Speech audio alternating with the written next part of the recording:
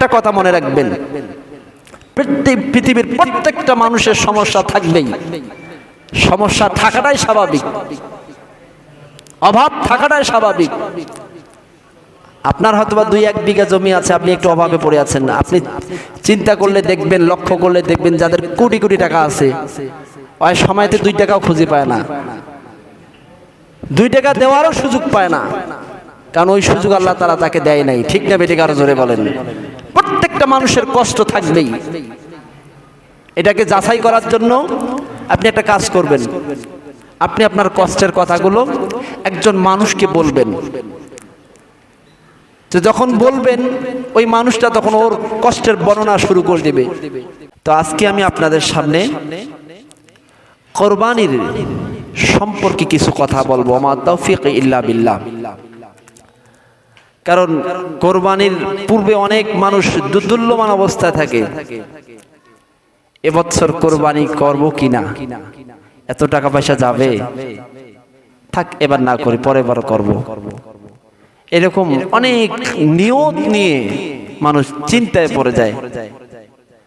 স্রেফ আপনাদের সামনে সংক্ষিপ্ত আকারে আমি শুধু তুলে ধরব যে এই কোরবানির গুরুত্ব কি এবং ফজিলত কি, সংক্ষিপ্ত আকারে বলবো। তাই এদিক সেদিক না গিয়ে সরাসরি হাদিসের বর্ণনা এসে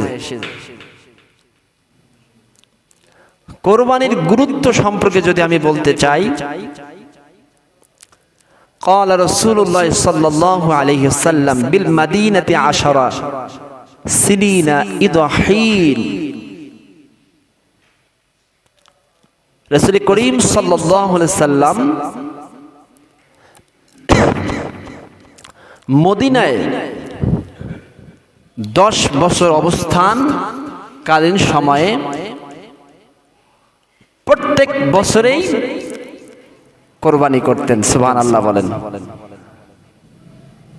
তাহলে বুঝতে পারলেন যে কোরবানি কতটা গুরুত্বপূর্ণ হলে রাসূলুল্লাহ সাল্লাল্লাহু আলাইহি সাল্লাম প্রত্যেক বছরেই, অর্থাৎ 10 বছরের প্রত্যেক বছরেই কোরবানি করতে পারে। তাহলে এটি বলা যায় নিঃসন্দেহে এটি অত্যন্ত একটি গুরুত্বপূর্ণ ইবাদত। ঠিক না বেঠিক? আরো জোরে বলেন। প্রিয় হাজিরিন, কোরবানির ফজিলত আমি 5টি বর্ণনা করব যে কোরবানি করলে আমাদের লাভ কি। 1 নম্বর ফজিলত, তিরমিজি শরীফের হাদিস 1493 নম্বর হাদিস। আল্লাহ নবী বিশ্ব নবী বলেন, قال رسول الله صلى الله عليه وسلم ما عمل أو ما يوم النحر أحب إلى الله من أدراك الرام। কোরবানির দিন আদম সন্তান কোরবানি করে, এই কোরবানি করার চাইতে এত বড় ফজিলত কোরবানির দিন আর কোনো ইবাদত আল্লাহর কাছে নাই। সুবহানাল্লাহ বলেন। কি বললাম বলেন দেখি? কোরবানির দিন যে আদম সন্তান কোরবানি করে, এই কোরবানি করার যে গুরুত্বপূর্ণ ইবাদত, এত বড় সওয়াবের কাজ, শুধু ফরজ নামাজ বাদ দিয়ে এই দিনে আর এর থেকে উত্তম কোন কাজ আল্লাহর কাছে গৃহীত হয় না। আল্লাহু আকবার বলেন। তাহলে নিঃসন্দেহে এটি একটি গুরুত্বপূর্ণ ইবাদত, ফজিলতপূর্ণ ইবাদত। আমাদেরকেও এই গুরুত্বপূর্ণ ফজিলতপূর্ণ ইবাদতের মধ্যে শামিল থাকতে হবে। থাকবো তো ইনশাআল্লাহ। সম্মানিত প্রিয় হাজিরিন, 2 নম্বর ফজিলত, সেটি হচ্ছে যেই পশু কোরবানি করবেন সেই পশুর শিং, পশম, খুর আল্লাহর দরবারে কিয়ামত দিবসে উপস্থিত হবে। সুবহানাল্লাহ বলতে বলেন না? তো উপস্থিত হয়ে তারা কি করবে? উপস্থিত হয়ে তারা আল্লাহর কাছে পেশ করবে, আল্লাহ তোমাকে সন্তুষ্টি করার উদ্দেশ্যে আমাকে কোরবানি করেছে। অতএব আমরা তার মঙ্গল কামনা করতেছি। আল্লাহ তাকে তুমি মাফ করো, ক্ষমা করো, তাকে জান্নাতে দিয়ে দাও। সুবহানাল্লাহ, জোরে বলেন। দলিল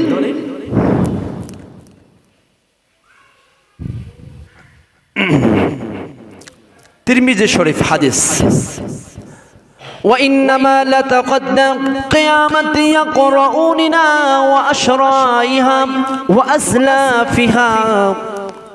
কোরবানির জানোয়ার তার পশম, শিং এবং খুর নিয়ে আল্লাহর সামনে উপস্থিত হয়ে যাবে। আল্লাহর সামনে উপস্থিত হয়ে বলবে, আল্লাহ, তোমার বান্দা কষ্ট থাকার পরেও, তোমার বান্দার আর্থিক সমস্যা, টাকা নাই, পয়সা নাই, কিন্তু তোমার উপর ভরসা করে তোমাকে সন্তুষ্টি করার জন্য, তোমাকে রাজি খুশি করার জন্য বাড়িতে অনেক আপদ বিপদ আছে, এগুলোকে উপেক্ষা করে একমাত্র তোমার সন্তুষ্টির জন্য আমাকে কোরবানি করেছে। অতএব তুমি তোমার বান্দাকে জান্নাতের মধ্যে দাখিল করে নিয়ে নাও। অপর আরেক বর্ণনা এসেছে, যে ব্যক্তি কোরবানি করবে, সেটা গরু হোক, ছাগল হোক, দুম্বা হোক, ভেড়া হোক, যেই বিষয়টাই কোরবানি করুক না কেন, এই যে সব, এই কোরবানি করা সবগুলো সাথে নিয়ে যে ব্যক্তিটা কোরবানি করবে, আল্লাহর দরবারে ওই সবগুলো নিয়ে হাজির হয়ে যাবে। সুবহানাল্লাহ। সেটা কোন দিবসে? কিয়ামত দিবসে, পুণ্যের দিবসে, যেদিন হিসাব নিকাশ আল্লাহ তাআলা নিবেন। সেই হিসাব নিকাশের দিনে আমরা আমাদের কোরবানিকৃত সবগুলো আল্লাহর কাছে উপস্থাপন করবো। সুবহানাল্লাহ, জোরে বলেন। তাহলে এটি গুরুত্বপূর্ণ না? এই হচ্ছে 3 নম্বরে গেল। অর্থাৎ 2 নম্বর হচ্ছে যে গরু শিং সহ নিয়ে যাবে। 3 নম্বর হচ্ছে সবগুলোর সাথে নিয়ে আমি আপনি সকলে উপস্থিত হব আল্লাহর দরবারে। ওইটা দিয়েই আল্লাহ তাআলা হতে পারে, ওইটা দিয়ে আল্লাহ তাআলা আমাদেরকে জান্নাতের ফয়সালা দিয়ে দিবেন। সুবহানাল্লাহ, জোরে বলেন। এরপরে ফজিলত, ওয়া ইন্নামা লা কওমিন বিমিকানিন ক্বাবলা আইয়াকা আলা ইলাল্লাহ।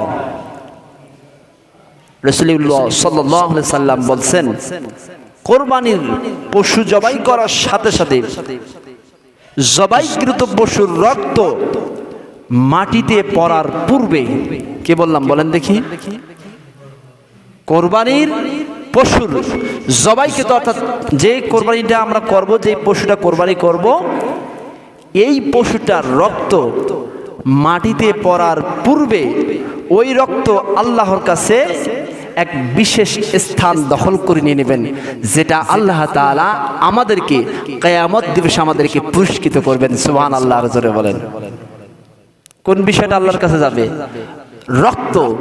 রক্তটা মাটিতে পড়ার পূর্বে ওই রক্তটা আল্লাহ তাআলা অটোমেটিক্যালি নিয়ে নেবেন এবং এক বিশেষ স্থান, সেই রক্তটা আল্লাহর কাছে স্থান দখল করে নিয়ে নেবেন। সুবহানাল্লাহ, জোরে বলেন। এই হচ্ছে 4 নম্বর ফজিলত। 5 নম্বর ফজিলত হচ্ছে, যে ব্যক্তি কোরবানি করলো তার সম্পর্কে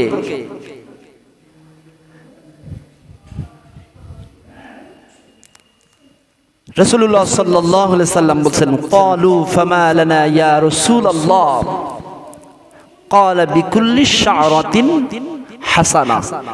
অর্থাৎ সাহাবায়ে কেরামরা রাসূলুল্লাহ সাল্লাল্লাহু আলাইহি সাল্লামের কাছে প্রশ্ন করতে লাগলেন, ইয়া রাসূলুল্লাহ, ইয়া হাবিবাল্লাহ, কুরবানি কি?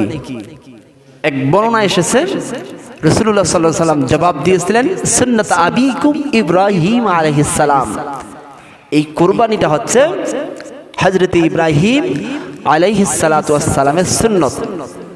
এরপরে রাসূলুল্লাহ সাল্লাল্লাহু আলাইহি ওয়াসাল্লাম বলেন ক্বালা বিকুল্লি শারাতিন হাসানা। কুরবানি হচ্ছে ওই জিনিস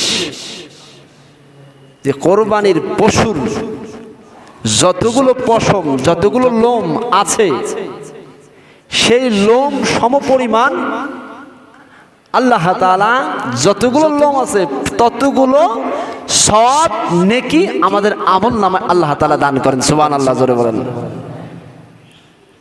কোনোদিন কোনো কোরবানির পশু ক্রয় করে নেওয়ার সময় কেউ কখনো কোনো অবস্থায় পশম গণতে পেরেছেন? কতগুলো আছে লোম গণতে পেরেছেন? তাহলে চিন্তা করে দেখেন কত লক্ষ লক্ষ কোটি কোটি সব আমাদের জন্য আল্লাহ তাআলা বরাদ্দ করে দিয়েছেন। সুবহানাল্লাহ, জোরে বলেন না। তাহলে এই গুরুত্বপূর্ণ ফজিলতপূর্ণ কোরবানি থেকে আমাদের পিছপা হওয়ার কোনো আর সুযোগ আছে? নাই। আরেকটি ফজিলত আপনাদের সামনে বর্ণনা করি। ফাতেমা রাদিয়াল্লাহু তাআলা আনহুকে রাসূলুল্লাহ সাল্লাল্লাহু আলাইহি ওয়াসাল্লাম প্রশ্ন করলেন, তুমি যে কোরবানি করো এই কোরবানির ফজিলত কি? ফাইন্না লাকি ইয়ালিকা قتله تقتل من الدار فهو لك ما أسلك من ذريته। কোরবানির পশুর রক্তের ফোঁটা জমিনে পড়ার পূর্বে যে ব্যক্তিটা কোরবানি করতেছে আল্লাহর সন্তুষ্টি লাভের উদ্দেশ্যে, রক্তটা জমিনে পড়ার পূর্বে ওই ব্যক্তিটার গুনাহগুলো আল্লাহ তাআলা সমস্ত গুনাহগুলো মাফ করে দিয়ে দেয়। যারা বলবেন না সুবহানাল্লাহ। রক্ত মাটিতে পড়ার পূর্বে আল্লাহ সুবহানাহু ওয়া তাআলা আমার আপনার কোরবানি করার কারণে সমস্ত জীবনের গুনাহ খাতাগুলো মাফ করে দিয়ে দেন। তাহলে বলেন দেখি এই কোরবানি থেকে আমাদের পিছপা হওয়ার আর কোনো সুযোগ আছে নাকি? নিষ্পাপ হিসেবে একজন মানুষকে আল্লাহ পাক রব্বুল আলামিন কবুল করে নেন। সুবহানাল্লাহ, জোরে বলেন। অপর আরেক বর্ণনা এসেছে রাসূলুল্লাহ সাল্লাল্লাহু আলাইহি সাল্লাম বলেন যে রক্তটা তো বিশেষ স্থান দাখিল করবে, ঠিক আছে। রাসূলুল্লাহ সাল্লাল্লাহু আলাইহি সাল্লাম বলেন যে কোরবানির পশুর প্রত্যেকটা রক্তের ফোঁটা বিনিময়ে আল্লাহ তাআলা আমার আপনার আমলনামায় একটি একটি করে নেকি সব আল্লাহ তাআলা আমাদের আমলনামায় দান করে দেন। সুবহানাল্লাহ, জোরে বলেন। এই হচ্ছে সংক্ষিপ্ত আকারে আপনাদের সামনে কোরবানির ফজিলত বর্ণনা করলাম। তাহলে আমরা আর কখনো কোনো অবস্থায় যারা হীনমন্যতায় ভুগতেছি, দ্বিধাদ্বন্দ্বের মধ্যে আছি, এবছর কোরবানি করব কিনা, টাকা পয়সা তো নাই, থাক এবছর না করি, এইরকম মনোভাব নিয়ে যারা আছি, এই ওয়াজ শোনার পরে আমার তো মনে হয় আর আপনার এই মনোভাব থাকা দরকার নাই। কারণ এতগুলো ফজিলত একটা বিষয়ের মধ্যে আল্লাহ তাআলা দান করছেন। আমরা যদি এই ফজিলত থেকে বঞ্চিত হই, আমাদের মতো আর দুর্ভাগা পৃথিবীতে আর কেউ নাই, ঠিক না বেঠিক? আরো জোরে বলেন। একটা কথা মনে রাখবেন, পৃথিবীর প্রত্যেকটা মানুষের সমস্যা থাকবেই। সমস্যা থাকাটাই স্বাভাবিক, অভাব থাকাটাই স্বাভাবিক। আপনার হয়তোবা 2-1 বিঘা জমি আছে, আপনি একটু অভাবে পড়ে আছেন। আপনি চিন্তা করলে দেখবেন, লক্ষ্য করলে দেখবেন যাদের কোটি কোটি টাকা আছে ওই সময়তে 2 টাকাও খুঁজে পায় না, 2 টাকা দেওয়ারও সুযোগ পায় না, কারণ ওই সুযোগ আল্লাহ তাআলা তাকে দেয় নাই, ঠিক না বেঠিক? আরো জোরে বলেন। প্রত্যেকটা মানুষের কষ্ট থাকবেই। এটাকে যাচাই করার জন্য আপনি একটা কাজ করবেন, আপনি আপনার কষ্টের কথাগুলো একজন মানুষকে বলবেন।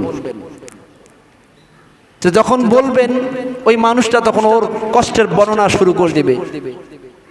তো এক পর্যায়ে যখন ওই মানুষটার কষ্ট আপনি শুনবেন, আল্লাহর কসম আমি আপনাকে বলতেছি, দেখবেন যে আপনি ওর কষ্টের কথা শোনার পরে আপনি আল্লাহর কাছে মানে শুকর করতে বাধ্য হবেন যে ওর থেকে আল্লাহ তাআলা আমাকে ভালো রাখছেন, ঠিক না বেঠিক? আরো জোরে বলেন। আপনি চিন্তা করে দেখবেন, এই বিষয়টা ভেরিফাই করে দেখবেন, যাচাই করে দেখবেন। প্রত্যেকটা মানুষের কষ্ট আছে, প্রত্যেকটা মানুষের সমস্যা আছে। This is universal truth. এটা থাকাটাই স্বাভাবিক। অর্থাৎ যার সংসার আছে, যার পরিবার আছে, প্রত্যেকটা তার সমস্যাও আছে। মাথা আছে যার, ব্যথাও আছে তার। যার মাথা নাই তার ব্যথাও নাই, ঠিক না বেটি কারো জোরে? পরিবার আছে, আপনার সমস্যা থাকবেই।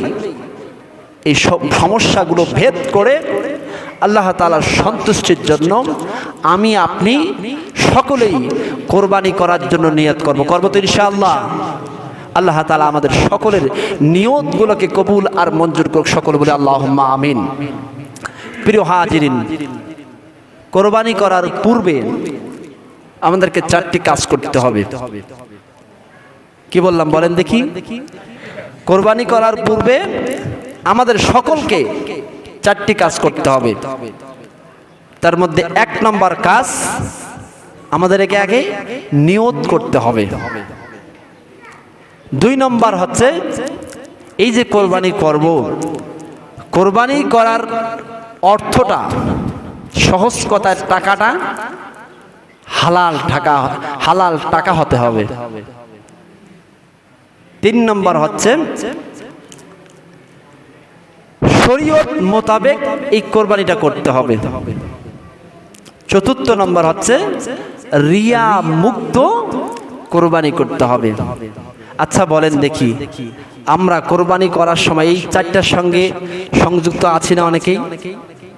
হালাল হারাম বিবেচনা না করে হারাম টাকা দিয়ে কোরবানি করি, ঠিক না বেটি কারো জোরে বলেন? শরীয়ত মোতাবেক ধারি না। কিভাবে শরীয়ত আপনার কাছে চেয়েছে কোরবানিটা, সেটা আমরা ধারি না। আমরা অনেকেই নিজের খেয়াল খুশি মতো কোরবানি করি, ঠিক না বেটি কারো জোরে বলেন? এরপরে সর্বশেষ যেটা আছে রিয়া মুক্ত ইবাদত, রিয়া মুক্ত কোরবানি করতে হবে। অনেক মানুষের ধ্যান ধারণা আছে, আল্লাহ মাফ করুক, যে মানুষকে দেখানোর জন্য ঢোল পিটায়, 2-5 জন বসলেই যে মানুষটা কম টাকা দিয়ে কিনছে ওই মানুষটার সামনে যে বলে কত টাকা দিয়ে গরু কিনছিস, ঠিক না বেটি কারো জোরে বলেন? তো যদি বলে 40,000 টাকা, আমি 60,000 টাকা 70,000 টাকা দিই, অর্থাৎ এটা জাহির করার জন্য চেষ্টা করে, রিয়া যুক্ত ইবাদত করার চেষ্টা করে, ঠিক না বেটি কারো জোরে বলেন? এগুলোকে পরিহার করতে হবে। তো কোরবানি করার পূর্বে কয়টি কাজ করতে হবে আমাদেরকে? জোরে বলেন। 4টি। 1 নম্বর হচ্ছে নিয়ত করতে হবে। সম্মানিত প্রিয় হাজিরিন, নিয়ত অত্যন্ত একটি গুরুত্বপূর্ণ ইবাদত। এই জন্যই আপনারা সকলেই জানেন সহিহুল বুখারী অর্থাৎ বুখারী শরীফ নামে একটি হাদিস গ্রন্থ আছে না? অনেকেই জানি। এই হাদিস গ্রন্থের সর্বপ্রথম যে হাদিসটি রাসূলুল্লাহ সাল্লাল্লাহু আলাইহি সাল্লাম বর্ণনা করেন, আর সেটি হচ্ছে নিয়ত সম্পর্কে। সুবহানাল্লাহ জোরে বলেন। নিয়ত এমনই একটি জিনিস, যে বিষয়ে আপনি নিয়ত করবেন ওই কাজটির অর্ধাংশ হয়ে যায় নিয়তের উপর। রাসূলুল্লাহ সাল্লাল্লাহু আলাইহি সাল্লাম বলেন, ইন্নামাল আ'মালু বিন্নিয়াত, সমস্ত কাজ নির্ভরশীল হয় নিয়তের উপর। আপনি নিয়ত করেন, আল্লাহ চায় অবশ্যই আপনার এই নিয়তকে আল্লাহ তাআলা সমাধান দিবেন, সাকসেসফুল করে দিবেন।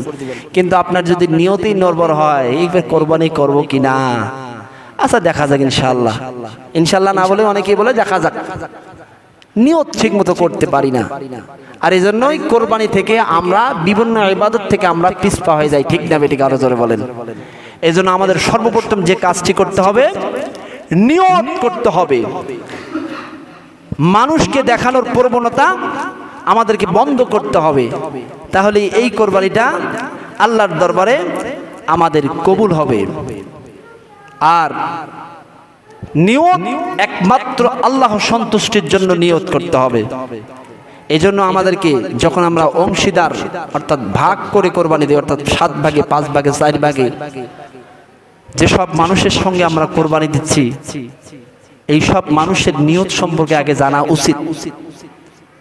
কারণ নিয়ত এমন একটি জিনিস, আপনি যে 7 জন মানুষ মিলে কোরবানি দিলেন, 6 জনের নিয়ত ছিল আল্লাহর সন্তুষ্টির জন্য, কিন্তু একজনের নিয়ত ছিল গোশত খাওয়ার জন্য। ওই 7 জনের কোরবানিটা আল্লাহর দরবারে বৃথা হয়ে যাবে, নাউজুবিল্লাহ আরো জোরে বলেন।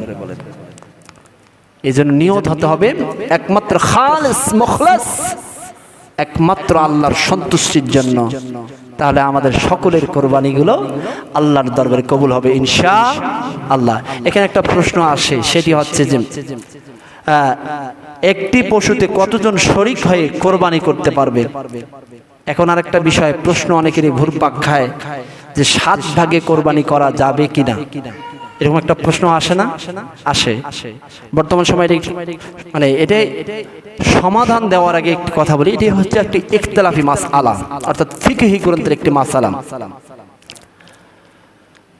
মুফাসসিরগণ বর্ণনা করেন যে 7 ভাগে কিংবা শরী, অর্থাৎ সকলেই অংশগ্রহণ করে 7 অংশে অংশগ্রহণ করে কোরবানি দেওয়া জায়েজ আছে। সুবহানাল্লাহ, জোরে বলেন।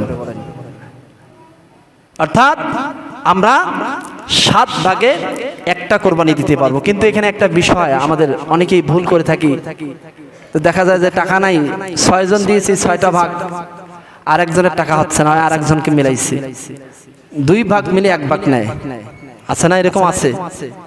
অর্থাৎ অর্ধেক অর্ধেক করে নেয়, এটা করা যাবে না, একটা কমপক্ষে একটা নাগ দিতে হবে। এই বিষয়টা আমাদের সজাগ থাকতে হবে। এই যে 7 ভাগে কোরবানি করার দলিল তিরমিজি শরীফ 1502 নম্বর হাদিস, হযরত জাবের রাদিয়াল্লাহু তাআলা আনহু থেকে বর্ণনা এসেছে। হুদাইবিয়ার যুদ্ধের সময় হযরত জাবের রাদিয়াল্লাহু তাআলা আনহু বর্ণনা করেন যে আমরা যুদ্ধের সময় 7 জন মিলে একটা উট আল্লাহর দরবারে কোরবানি করেছিলাম। সুবহানাল্লাহ, জোরে বলেন। তাহলে আমরা এখান থেকে জানতে পারলাম যে আমরা 7 ভাগে কোরবানি দিতে পারবো ইনশাআল্লাহ। কিন্তু এই অংশীদারগুলো নির্বাচন করার পূর্বে আমাদেরকে একটি বিষয় লক্ষ্য রাখতে হবে যে ওর টাকার উৎস কোথায়, সুদের উৎস না হারাম উৎস না হালাল উৎস? সুদারুর সাথে গরু কোরবানি দিলে আপনার কোরবানি কবুল হবে না। নাউজুবিল্লাহ, জোরে বলেন। যারা হারাম উপায়ে টাকা উপার্জন করে তাদের সাথেও কিন্তু কোরবানি করা কবুল হবে না। এই জন্য অংশীদার সিলেকশন করার ক্ষেত্রে অবশ্যই আগে আমাদেরকে অংশীদার সম্পর্কে, অংশীদার টাকার উৎস সম্পর্কে আমাদের জানার প্রয়োজনীয়তা আছে না নাই? আল্লাহ তাআলা আমাদের সকলের কোরবানি কবুল করুন, সকলে বলে আল্লাহুম্মা আমিন। এখন প্রশ্ন আসতে পারে যে কার উপর কোরবানি ওয়াজিব? সকলের উপর কোরবানি ওয়াজিব না নির্দিষ্ট কোনো মানুষের উপর কোরবানি ওয়াজিব?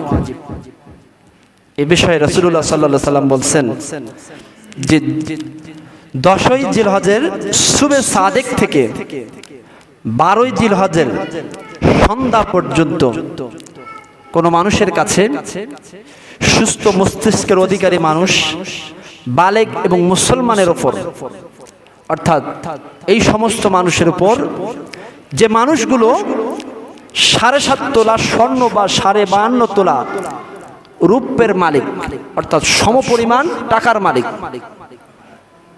সহজ কথায় বলতে গেলে বর্তমান সময়ে 7.5 তোলা স্বর্ণ অথবা 52.5 তোলা রূপের বর্তমান মূল্য হচ্ছে সর্বোচ্চ যদি বলি 88,000 কিংবা 85,000 কিংবা 80,000, ধরে নিলাম 90,000।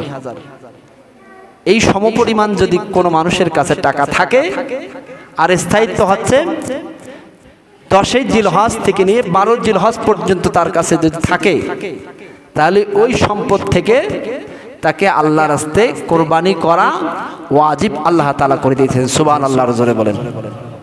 এখন এইরকম টাকার মালিক তো আমরা বলা যায় কম বেশি সকলেই আছি। এরপর আবার প্রশ্ন আসে, এটাও যদি কারো কাছে না থাকে সে কি কোরবানি করতে পারবে না? অবশ্যই পারবে, কারণ কোরবানি হচ্ছে একটি অত্যন্ত গুরুত্বপূর্ণ ফজিলত ইবাদত। সেও যদি কোরবানি করে আল্লাহ তাআলা তাকেও সেই ফজিলত দিয়ে দিবেন। সুবহানাল্লাহ, জোরে বলেন। তাই আমরা যারা হীনমন্যতায় ভুগতেছি, যারা দ্বিধাদ্বন্দ্বে ভুগতেছি কোরবানি করব কিনা, সকল প্রকার হীনমন্যতা, সকল প্রকার দ্বিধাদ্বন্দ্ব সরে দিয়ে একমাত্র আল্লাহর সন্তুষ্টির জন্য কোরবানির নিয়ত করতে পারি না? জোরে বলেন, করতে পারি না?